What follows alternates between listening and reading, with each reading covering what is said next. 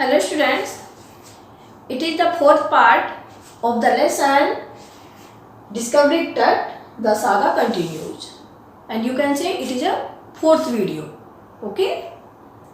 तो स्टूडेंट मैंने आपको थर्ड वीडियो में बताया था कि किस तरीके से छेनी से काट कर करके उनके ट्रंक में यहाँ पे धड़ से मतलब है धड़ को, हाथ पैरों के लिम्स को, उनको काट काट करके अलग किया गया और तभी उनकी बॉडी को यानी कि डेड बॉडी को वहाँ से उठाना पॉसिबल हुआ।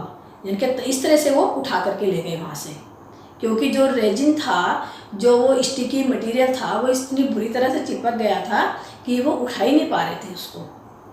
Okay, next paragraph. In his defence Carter really had little choice. अब कार्टर के डिफेंस में या कार्टर के बचाव में ये भी कहा जा सकता है रियली हैड लिटिल चॉइस, कि वास्तव में उसके पास बहुत लिटिल चॉइस थी, यानी कि जो उसके पास जो बहुत बेहद सीमित विकल्प थे, लिटिल चॉइस थी उसके पास। If he hadn't cut the mummy free, यदि वो काट करके मम्मी को काट करके अलग ना करता, फ्री ना करता यानी कि अलग ना करता, it apart to remove the gold, no mummy free यानी कि उसको मम्मी को फ्री ना करता, thieves most certainly would have circumvented the guards and ripped it apart to remove the gold।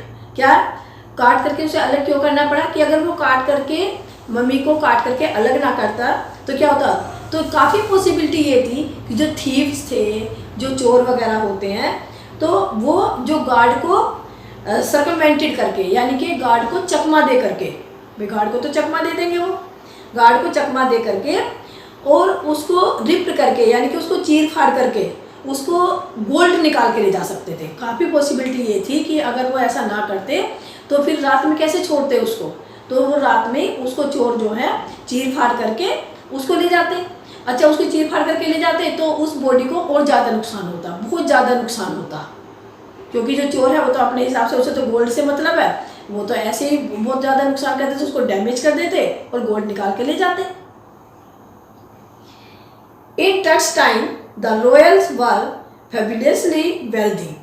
क्या है, टट्स के टाइम पर रॉयल्स में किंग जो थे वास्तव में बहुत ही वेल्दी होते थे, यानी कि बहुत ही अमीर होते थे।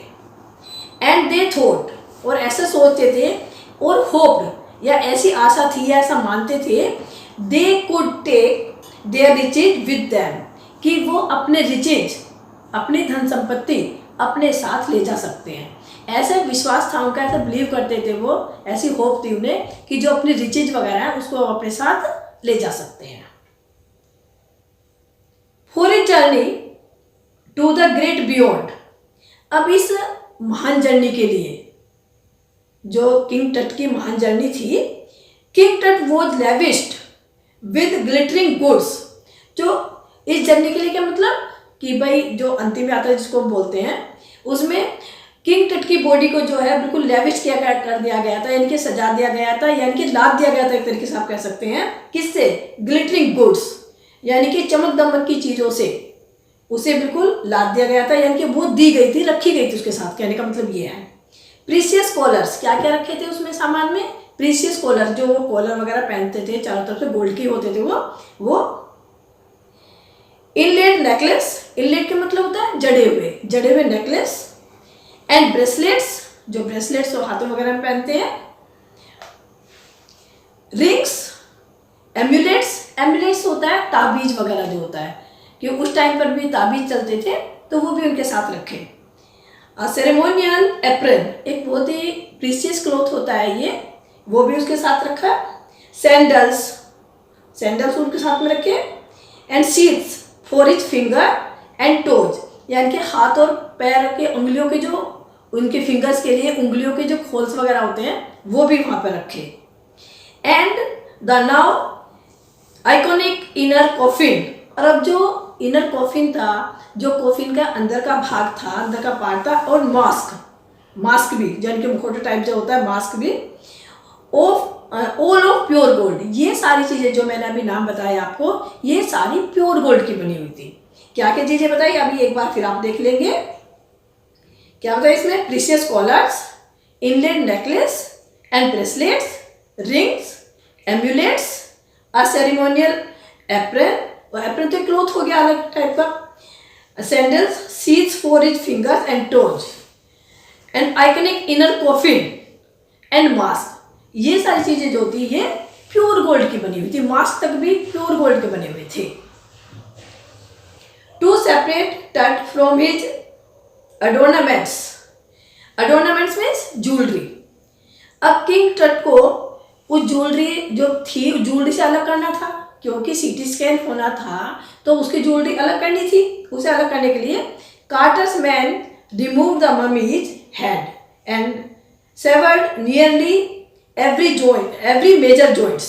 तो उन्होंने क्या किया कि जो मम्मी का हेड था उसको रिमूव किया, यानी कि उसको वहाँ से हटाया, पार्ट करने पड़े उनके बॉडी को। And severed nearly every major joints, और जो मेन जॉइंट्स थे, जो मेजर जॉइंट्स थे, उनको भी अलग करना पड़ा। क्यों हट करना पड़ा?